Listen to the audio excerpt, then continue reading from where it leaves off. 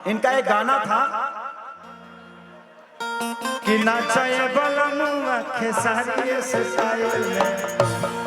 एक लाइन में भैया दोनों साथ में गाएंगे कि वीडियो बनाई वो हमारा अपना मोबाइल में दिया अपना मोबाइल में वीडियो बनाई वो हमारा अपना मोबाइल में दिया अपना मोबाइल में। और मैं बता दूं कि भैया जैसा डांस भैया कोई नहीं करता है भैया, भगवान का सौंग।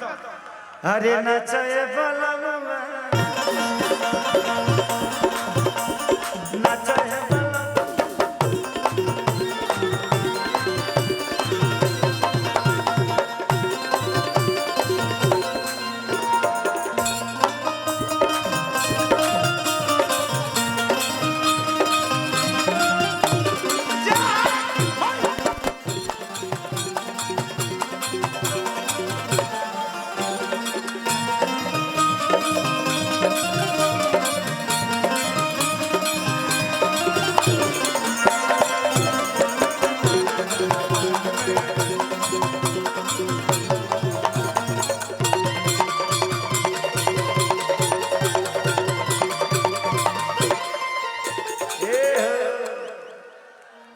चाहता है बलवा जार दे बता तू भैया। एक और मेरा भैया पे गाना हिट हुआ था कि लालू जैसन नेता के हु भारी ना होई, अरे अलुआ से बढ़ के कवनो तरकारी ना होई, कि कवन के तनो के हो हिलाई बाकी खेसारी ना होई।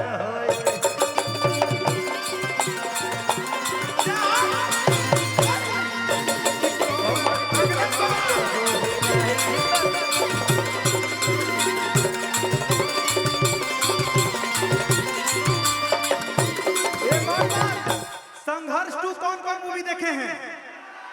हम भैया के साथ देखे ब्लॉकबस्टर मूवी भोजपुरी में पहला बार ऐसा फिल्म आया है कि बलम में बात मानल नारी के फिल्म हम देखब खेसारी के।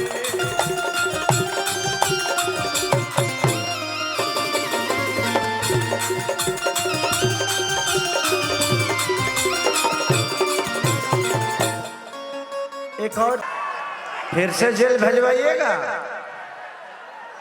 देखिए सानिया मिर्जा वाला केस मुझे आज तक याद है। सानिया मिर्जा जी का शादी पाकिस्तान में हुआ, मैंने गाना गाया था प्यार से। झगड़ा करना है तो 2-3 लोग जाकर उधर करके फिर आ जाने का, फिर मजा लेने का, फिर जाकर लड़ जाने का। यहाँ सामने लड़ोगे तो प्रोग्राम खराब हो जाएगा। हम समझते नहीं लड़े वाला भीतर के हुआ और समाइल बा। बिहार में बंद बा तो यही दिन मिलता ना। एक नंबर पप्पू भैया, इन लोग का डेली का आदत है ये।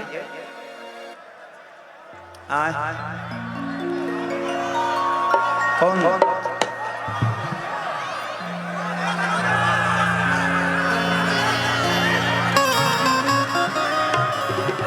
अच्छा जरूर आराम से आप लोग बैठ जाएंगे तो ज्यादा मजा आएगा। आप लोग बैठिए ना, बैठ भाई आ जाइए इधर आ जाइए।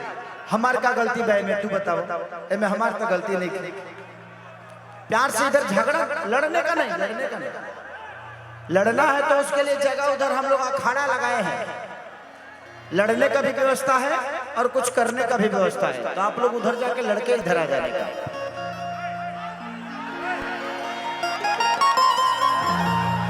अरे मर्द हम 10 लाख आदमी में कार्यक्रम के लिए बनी, लेकिन 50,000 में इतना प्रॉब्लम होता।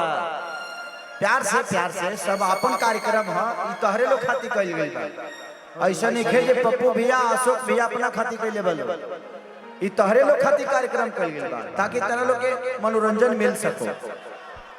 ठीक बा? दिखाओ। और मैं एक बात भैया के लिए बोलना चाहता हूं कि ये खेसारी जो नाम है ना, एक बहुत बड़ा ब्रांड है। जैसे मेरे जीवन में जैसे हम लोग बिग ह्यूमन का स्पार्की का पैंट पहनते हैं, उसी तरह से मेरे भैया, इनका नाम मेरे लिए ब्रांड है। अगर इनका नाम लेके भैया का नाम से मेरा गाना 100 मिलियन जाता है, तो भोजपुरी में भैया से बड़ा कोई स्टार ना है ना कभी होगा। एक बार भैया के लिए जोरदार ताली बजा के स्वागत कीजिएगा। आज मैं जो कुछ भी हूँ वो भैया का देन है, मेरे लिए भगवान है। एक ऊपर महादेव और नीचे मेरे महादेव है। जय श्री राम है मेरे लिए मेरे भैया। एक नहीं, खेसारी कोई बहुत बड़ा इंसान नहीं है, बस मैं लोगों का प्यार हूँ, इससे ज्यादा बड़ा नहीं हूँ और लोगों के प्यार में ही रहना चाहता हूँ। और जहाँ तक स्टार की बात है, भोजपुरी में बहुत सारे स्टार हुए हैं, आने वाले समय में होंगे। आपके जीवन में मेरा योगदान कुछ नहीं है, आपने मेहनत किया इसलिए आप यहाँ तक पहुंचे। हाँ।